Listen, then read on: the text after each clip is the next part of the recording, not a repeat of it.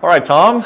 International Fight Week. The fight's coming up UFC 317, but we got the heavyweight champion here in Las Vegas. I've interviewed you a bunch of times, never as the undisputed UFC heavyweight champion, and never in a nightclub. Yep. So I don't think you interviewed me you not interviewed me for a while though, but I've got you a gift. you did. I've got you the beautiful heavyweight champion Heavyweight t-shirt. champion. And it's From champion. Like I said, the timing is absolutely perfect. Look at that. And you'll be glad to know because you're a US guy. Yeah. First of all, it was just available in the UK. Now it's available online Look at that. globally. And I got one of the first ones. You got one of the first ones. Yeah, I will have you So sign anyone that can for buy me. that globally. I appreciate it, Beautiful stuff. I like it a lot. And I mean, I'm getting one of the first ones that you've ever handed out as the undisputed champion. Obviously, man, you and I, you have talked about at length with so many people. Jon Jones, undisputed, disputed, interim, unification bout. It happened over the weekend. Dana White says he's retired. You were the undisputed champion. How are you feeling a few days after? I mean, to be honest, I would have rather fought for it, of course. I did defend the interim though, which is a weird thing as well. To be honest, I always saw myself as a champion anyway. I think the whole Jon Jones thing was a bit weird. I think everybody can see that was a bit of a strange situation. But luckily now that is in the past and we can move on, which is good.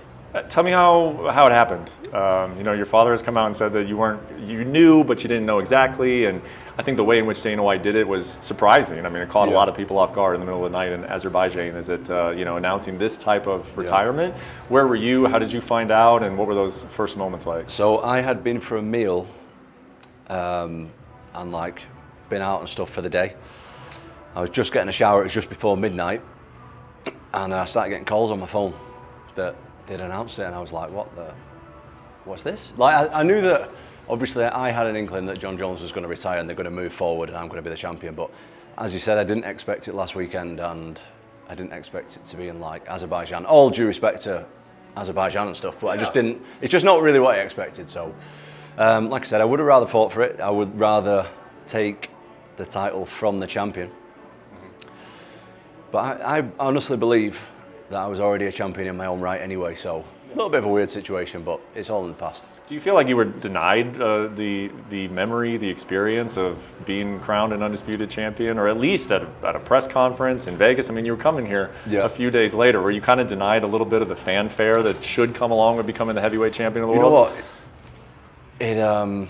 I would have liked to fight for it. The other stuff, it's not really important to me. Like, in a year's time or whatever, people are just going to forget and I'm just going to be known as a champion anyway, so it doesn't really matter, but I've said it a million times, but I just like fighting people. That's what I really enjoy above everything else. Titles, money, fame, all the rest of it. I just like the actual act of training for a fight, the build up to it, fighting people, putting your skills to the test. I love all that stuff like I'm a proper MMA nerd. And the fact that I've not had a chance to do that, I'm just relieved that it's over and we can move forward. Yeah, and I want to look forward. I feel like I need, because we were just waiting for this for so long. So of course there are some loose ends to tie up. I want to ask you about some of this stuff with Jon. The part that I want to ask you about is going back to March, and that is when the UFC was in London, or I'm sorry, in England. It was London. It was London. Yeah, it was. And you were there as a guest fighter, and then you met Hunter Campbell, and it seemed like it was a lot of positive. It seemed like that was a moment in this whole saga where I think we're going to get this fight. You kind of said that the talks went well, but now that it's all resolved, what happened in London? What were your talks with Hunter Campbell then? I mean, I believe that's the UFC's business, really. As far as I just did everything that was asked of me, to be honest.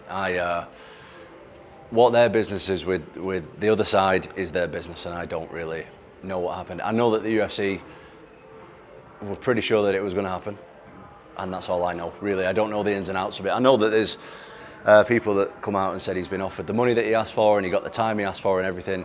I just got told that I was fighting and I went along with it, and that's all I know. Yeah.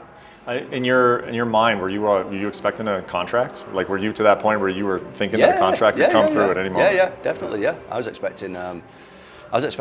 Yeah, but didn't happen. And maybe you didn't, I don't know if you saw this or not, but Dana White told a very prominent MMA journalist, Oscar Willis from the MAC Life, that the fight very prominent was done. He said it was finished. The fight was done. When did you start to feel like, uh-oh, maybe the fight's not done? I don't know, because he was putting a lot of stuff out on social media, but people were always like, he's just playing mind games. He's gonna sign the contract, but then he just didn't. So when stuff started to come out about him speaking that he's not going to fight again and he's going to retire and stuff, I didn't know what to believe, to be honest. And I thought, I don't know if this is actually going to happen, and then it didn't. So, mate, honestly, I've said it a million times. I was never actually chasing Jon. I was chasing the heavyweight title all along. The face. I mean, don't get me wrong, Jon Jones would have been an amazing scalp to have him on record, but the opponent, the guy standing across from me, never mattered. It never has mattered. It never will matter. Like, what was important to me was being the best in the world. So the other stuff was pretty irrelevant. As I said, it would have been a great scalp.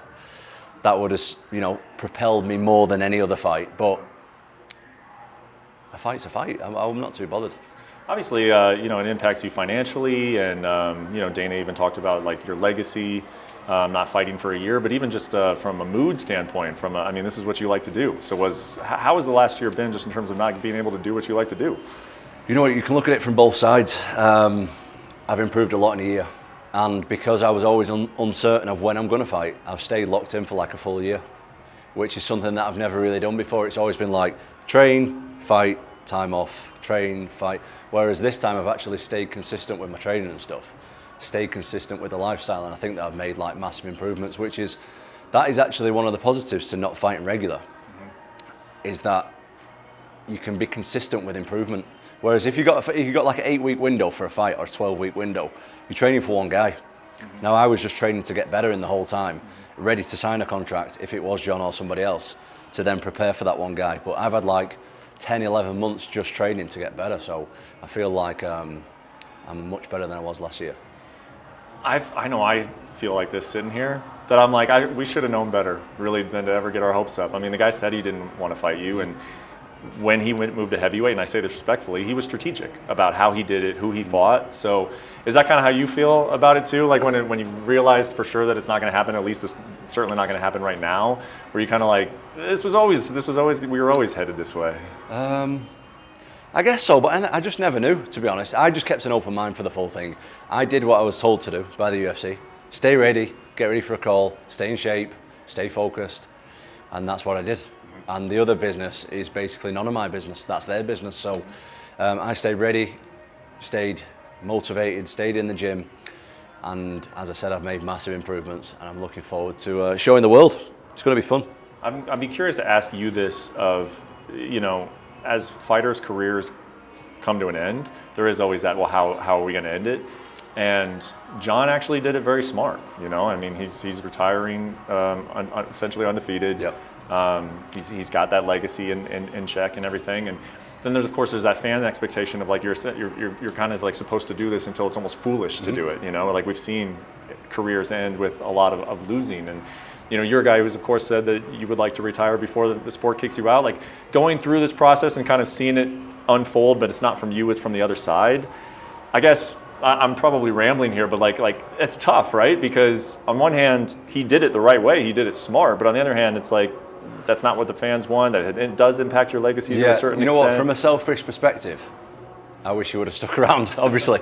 But like I said, that wasn't the fight that I was chasing. I was chasing the title, but yeah, definitely retire before the sport retires you, because now, and I don't want to drop any names, but a lot of my peers in the generation above me, I see where the bodies are at now. And I see that the sport can wear on you, man. Like, it's dangerous. It's a dangerous sport. And if you're healthy and you've got money and you're in a good place mentally, then it's probably a good spot to retire. If you think you're risking it all and you've got this young guy breathing down your neck and you're not too sure about it, I think it's probably smart to retire. So when you're thinking about your legacy now, what do you want it to look like? And as you're entering this very important chapter, obviously, in your career, what are you looking to accomplish other than, of course, just hang on to the belt? That's a good question. It's a good question that I don't know. I think my legacy is, I think I'm different in my approach to fighting, is that I'm trying to get the guy out of there at all times. And I think you can see that from my fights. But as far as a legacy, like, I just want to keep winning, keep enjoying it, keep making money, keep, doing what I'm doing. Like, I just want to keep doing what I'm doing. I'm not really thinking about how it's going to look when I'm finishing, because I'm nowhere near that point yet. At the moment, I'm just really enjoying it. My body's in good shape, I'm healthy, I feel good about myself. Like, everything's good, I'm in a really good spot. So as far as legacy-wise, to compare to a guy like Jon Jones, GSP, Anderson Silva and stuff like that, I'm miles away from them, man. I'm not thinking about that right now. I'm just thinking about the next fight. Yeah. What is the next fight? Well, I can't tell you, can I? Come on, I'm trying to keep my job. But there's one coming. There's one coming. When will we know? Better ask the UFC, I'm not sure. Yeah. I don't know. Sooner rather than later? It's going to be soon. You haven't...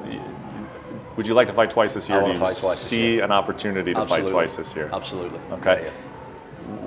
This fight that we will find about whenever the UFC decides to announce it, how do you feel about it? I feel good about any fight, to be honest. You know what, my job, all the other stuff aside, like, I just, the reason that I got into this sport was because I enjoy it. I like fighting, I like the process of it, I like everything that goes with it. I did it for free for a long time. For a long time, I did it for free. Never got paid a penny. So I just want to fight. That's what's important to me, is I want to be active. I want to be fighting. I want to be motivated. I want to be doing everything that comes with it. I just love fighting people. So it's irrelevant who I'm fighting, just as long as I am fighting. What have you missed the most? I mean, you had that layoff because of the knee, so I know that you've had an opportunity to really, think about what you don't want to take things for granted and this or that. But when you think about the last year, what have you missed the most about it? Quite a lot of things. I like how locked in I feel when I've got a fight, because nothing else really matters for that 8 or 12 weeks apart from that. That's great, I really enjoy that. Something else that I really enjoy is getting my hands wrapped in an arena with another guy getting the hands wrapped in the same arena, and us both meeting in the middle in our underwear and seeing who the better man is. That's what I really enjoy, is that anticipation of it. And obviously walking out into a crowd of 25,000 screaming people, that's a drug that money can't buy. Do you know what I mean? You're never going to experience that in any other way. So I enjoy that. As someone who watches the sport, one of my disappointments, I was like, Tom should have had the opportunity to beat Jon. Like, he should have had the opportunity to do that, and to, if he were to win, take all of the accolades and the respect and everything. But you kind of did, right? Do you feel like almost like you got all the credit that you would have had I you don't really fought the care guy? about that kind of stuff, to be honest. I'm not really bothered. I just, if I'm active and I'm busy and I'm doing my thing, I just like that. The other stuff is pretty irrelevant to me. Mm-hmm. Well, I'm just excited to see you fight as well. I don't, of course I care who it is against, but I have a feeling, especially if you're as active as you say you're going to be, that we're going to see all these fights anyway. Yep. The one that stands out to me, though, just because it's unique, is the Alex Bejeda fight. And you staring him down, from outside of the octagon that one time is still ingrained in my mind. Is that a fight that you believe will happen? Do you know what? It's funny you should say that, because I see in the pictures when I'm like staring at him. Yeah. If you watch me at any event, I'll stand and stare at the flyweights like that. Really? Yeah, not because I'm not trying to intimidate them. Yeah. Because I really enjoy studying people's psychology before the fight. I just like watching the body language, what they're doing, how they're behaving and stuff. Maybe I'll learn something. Who knows? You know what I mean? I might learn something from someone else. So I'm, watch has come off. I'm constantly studying the way that people are acting because it interests me. But I don't know, he's got business to do at light heavy, you know what I mean? He's just lost his title in a tough fight. I think that Ankalaev remains to be a really tough matchup for him. Mm-hmm.